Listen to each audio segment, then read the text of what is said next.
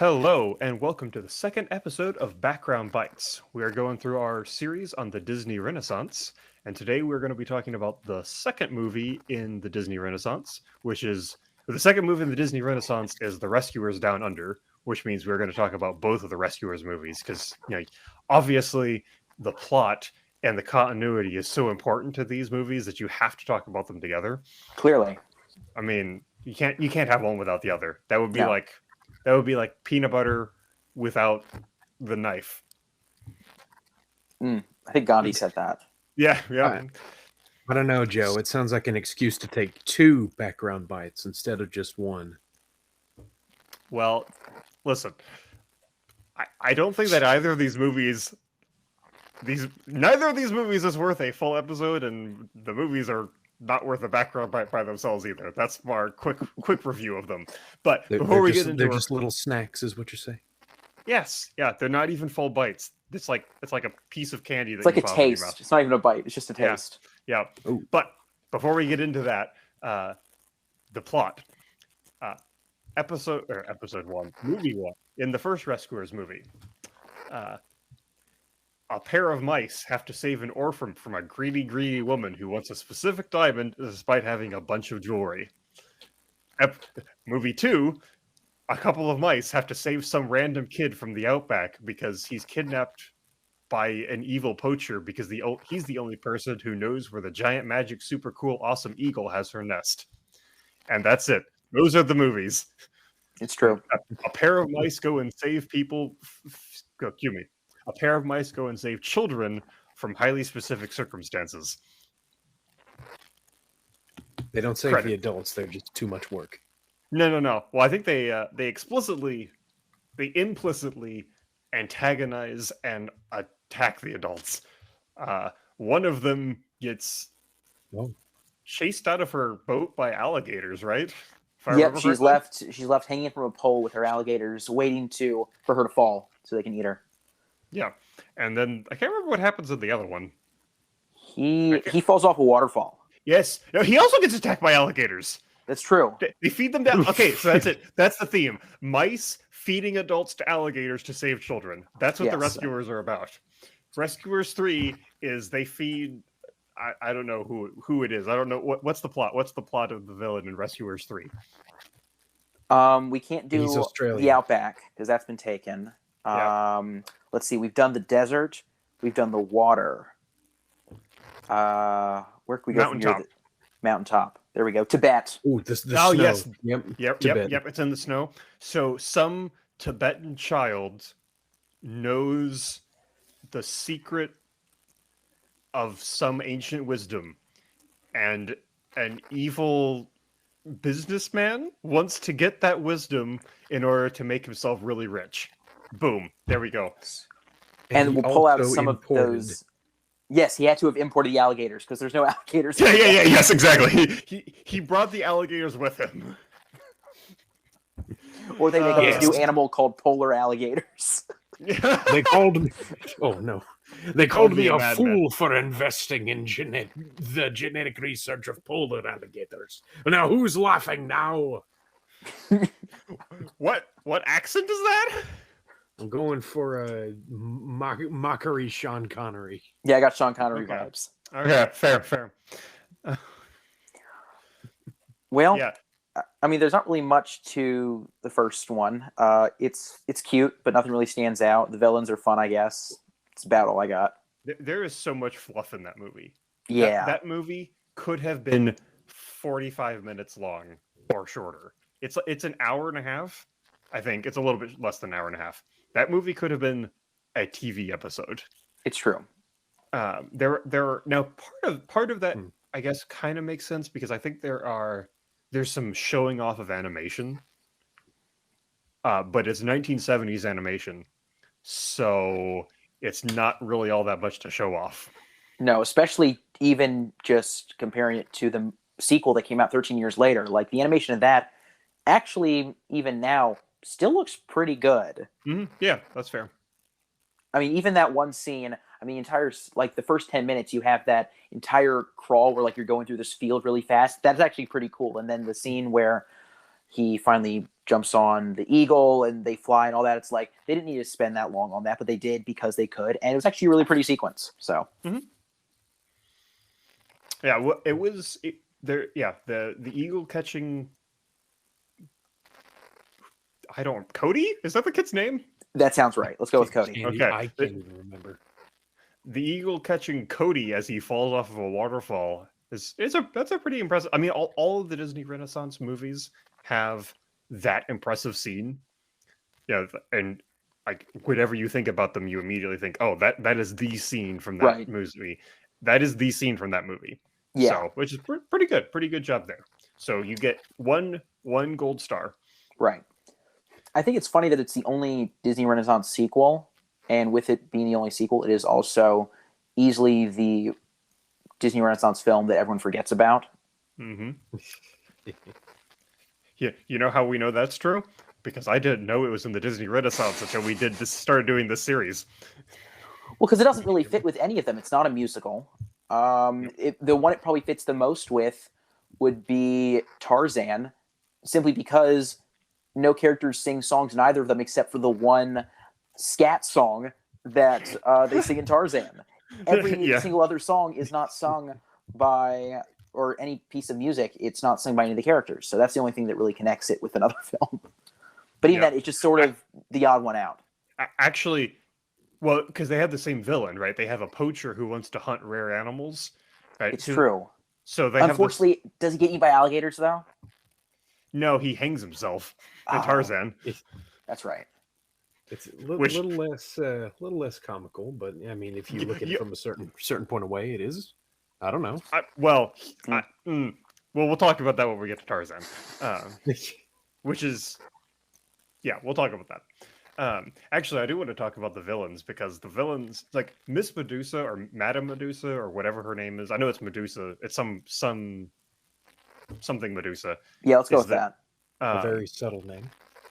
Yeah, right. First, her plot kind of makes sense if you squint at it. Like, okay, she's probably insane, and she found out about this rare treasure, and she's going through some get-rich-quick scheme, I guess? Is that her... Which involves kidnapping children? I'll kidnap 1,000 children before I give up that diamond. Or gem, or whatever it was. I think From this pawn shop die?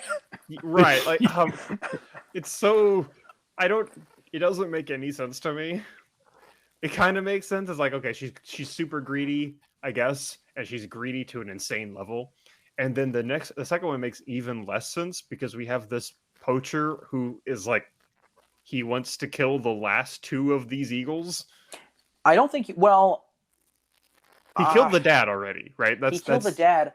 I don't necessarily think he wants to kill the mom, because I feel like he could have killed her very easily. I feel like he wanted that eagle to be the last, so then it'd be more valuable. That's why he had Joanna, his lizard, eat the eggs, or at least attempt to, is so then it would be extinct, except for that one, he'd make more of a profit. That's what I got out of it. Okay. So he's another greedy person doing something completely ridiculous that involves kidnapping children. You know what is the most greedy thing is that they decided to not, for the hero boy or the villain of that movie, neither of them have Australian accents. The mom does. I think some other characters might. I like the mouse who becomes their buddy and helps them through the outback. He has an Australian accent, but the villain and the hero boy do not. What's the deal? That I did not think about that until you mentioned it. But yeah, they're just some errors. Horrifying. I mean, I'd almost forgive the villain if he wasn't from there and flew out there or something because of that bird. But the boy, he's grown up there. He has a house with his mom. He has no excuse. You know what else doesn't make any sense? We didn't want to break this to him, but he's adopted. Even if you were adopted, you would still talk like your adoptive parents. Like, you would still have the same accent that you grow. I don't understand. It's no that can't does not compute. Okay. Yeah, right. You know what else doesn't make any sense? The world building. Like, okay. The only reason I bring this up is because all of the other Disney Renaissance movies are either like a mythological story, like Little Mermaid is kind of a mythy story. Hercules is Sure. obviously a myth, right? So Mhm. they're borrowing from that. Or it's something like Tarzan, which is taking place on an island. It's all self-contained. Apparently, in the universe of the Rescuers, there are sentient mice who have also formed the United Nations Yep. explicitly for rescuing human children. Like the United Nations of Mice doesn't exist to like have cooperation between the various mice kingdoms. The mice explicitly have a UN thing in order to rescue human children. What? Well, I know that the only two films we get from them are them saving children, but I forget the name of the organization. Is like in their pledge they say in the first one. I want to say there's more to it than just rescuing kids, but I could be wrong. Obviously, that's the core of it, and that's what we see Miss Bianca and the other male main rat doing. That I can't remember his name, but Bernard? Bernard. Thank you. Bernard, yeah. Yeah, Bianca and Bernard. that that's all we see the two of them do, but I don't know if that's just all that the mice do, if they do other stuff. So That it just gets me because now I'm thinking of, oh yeah, this is the charity wing of the Mouse UN. However, the peacekeeping wing, well, they're off in Ghana putting down a civil war. that would be a much more interesting movie. Oh god, I want to see the mice fighting in civil wars. These aren't the rescuers; these are the warriors. that's right. It was the '90s. I'm surprised they didn't go full gritty. I'm yeah, that would have been interesting. Now I will say one thing in this movie's favor. Yeah, the world building doesn't make any sense. The plots are ridiculous, which also is the plots are ridiculous, and so the world building is even more ridiculous to make the plots not make sense but make more or less sense. Sure. I do like the characters. I do like Bernard. Bernard the mouse is an excellent character. We don't see a lot of Beatrice.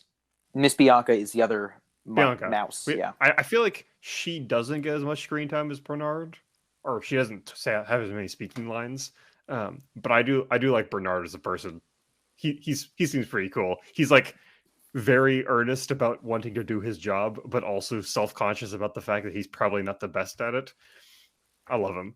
Yeah, no, Bernard was fun. I liked I think Orville from the first was fine. I liked that Wilbur in the second is voiced by John Candy. So I thought he was funny. I thought he worked for John me. Candy's I liked that. amazing. Yes. Yeah. And so I don't know did you guys ever watch the Toy Story of Terror, that like Toy Story short they made? It came out a few years ago. It was like a Halloween special where it's during the Toy Story 3 era. I remember that one. Yeah. Okay. The reason that comes to mind is because when watching this, anytime I'd see Joanna, I immediately think of the lizard from Toy Story of Terror that takes the toys. They look very similar. I kept making that connection. It's all connected somehow. It is Disney. So yeah. Let me go and get my my thumbtacks and my string and the board, and we can add this to the Disney theory. Exactly.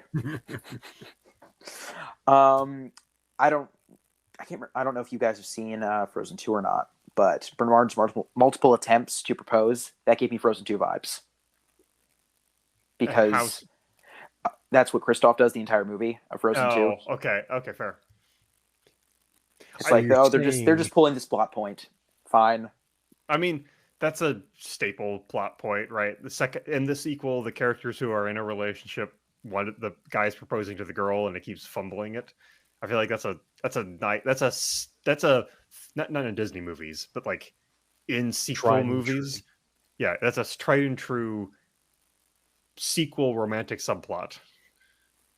thing. Possibly. I'm trying to think where other films I've seen it. Those are the only two that I can think of off the top of my head. It might be in other things, but I feel like I've seen it in a lot of things, although I can't think of any specific examples. So gotcha.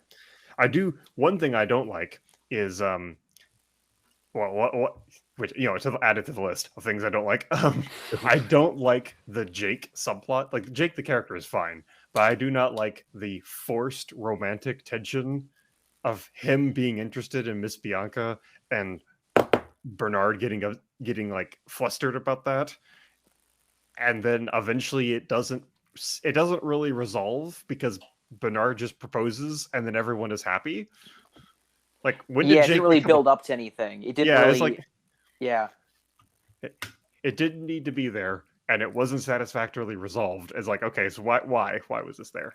Yeah, it didn't really, because it didn't build up to anything. It's like he obviously seemed very interested, but then they don't really, Jake and Bernard don't really have any like confrontation about it or anything about it. It doesn't really go anywhere. So yeah, I don't know why they did it, but it was interesting. I guess it's a good word for it. They had to stretch the poacher plot out the whole thing. Well, the same thing. They couldn't do it all the way. They had it was to the rescuers fill in the cracks. This didn't need to be 90 minutes. It could have been a TV special. Yep. So. Yep. But I did like the score though. I don't know if you guys noticed. It did stick out, like especially towards the beginning, towards the end, some of the pieces. Because the first film had like these weird songs that just had like this 60s, 70s sound to it. It was made in the 70s, so it makes sense. But it wasn't like a score. It just had, if you've seen any of the Reagan Bass cartoons or anything like that, it had sort of that sound. Whereas this sounded like a pretty legit score. And it had sort of these drum sounds that made it sound like it was down under. And so it sort of gave that vibe. And so I thought it worked and made the film better. So. Yeah, I'd say that's fair. I can't remember any of the songs, but I would say that the soundtrack was pretty good. Yeah. But I will say, what were you gonna say? Please, go ahead, because I was gonna do a last question, but sure. Only other thing I had to say was one thing that the first film had going for it that this film did not was at least the girl wasn't as dumb as the boy to when he is let out to immediately go to the eggs with a giant car going right behind him. And the car's that loud, pretty sure you'd be able to hear it. Yeah. Not the smartest boy, but then again, I'm not even sure he's from Australia anyway because of his accent. So he who knows where he's from? These bushlands. He doesn't know the way of the land. Listen, he's not the sharpest light bulb in the crayon box. Clearly not. Oh. That hurt my head just hearing you say that. You're welcome. If he was in a crayon box, they wouldn't have pulled him from Crayola, some Rose Art box, no doubt. Oh man! Oh no! Shots fired. Well, we've truly exhausted all our topics. We've gone on to Crayon Shade. Oh man! Now speaking of that character, the most important question we have to ask for any Disney movie is: did the main characters learn anything? I mean, he learned how to propose. So there's. Bernard did. Yeah, Bernard learned how to propose. Wilbur learned how to sit on eggs. Yeah. I think that's about it. Yeah. And this movie didn't learn. The movie itself didn't learn how to make money because it wasn't very commercially successful. Yeah. It came out the same week as, and just figured I'd throw this in there because it's a John Candy connection, as Home Alone. Big Yep. So that's my thing that I was going to say was the reason I don't think any of us remembered it, or if any of us really knew that it was even here, was because this felt like the fail-safe movie. This felt like it's the sequel. It's like, oh, Little Mermaid flopped. Release this. We'll be able to make some kind of money off our recognizable property or something. But then Little Mermaid didn't flop, and they said, all right, let's release it anyway. And Yeah. then people realized, wow, this isn't as good as The Little Mermaid. And then here we are. And then they learned how to make the rest of the Disney Renaissance movies. Exactly. Starting with, what's our next movie? Beauty and the Beast, Beauty and the Beast. All which is time. probably my Yeah, favorite of the Renaissance. That's a well, we will talk about it because Yes. that's a fair pick. Not my That's favorite, a good one. but it's No, a I good know one. your favorite. We'll get to it. We'll get to it. Oh, Yeah. my. All right, I think that will be it, right? Do we have any last thoughts about the rescuers? The No. rescuers? All right. Well, thank you for listening to Background Bites episode 2 of our Disney Renaissance series. I have been Joe. I've been Jack. I've been Joseph, and investigate the mouse you win.